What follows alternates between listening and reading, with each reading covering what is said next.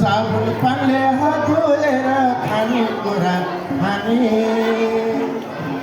साबुन पानीले हात धोएर खानेकुरा खाने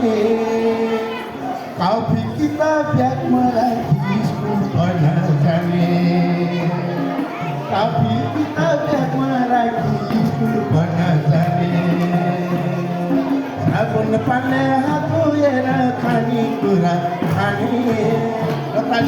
साबुन पानीले हात धोएर खानेकुरा खाने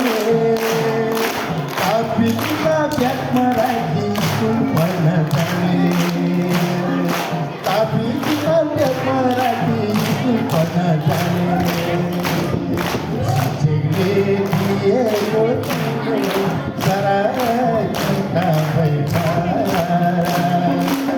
शिक्षकले दिएको सारा किताबै शिक्षकले दिएको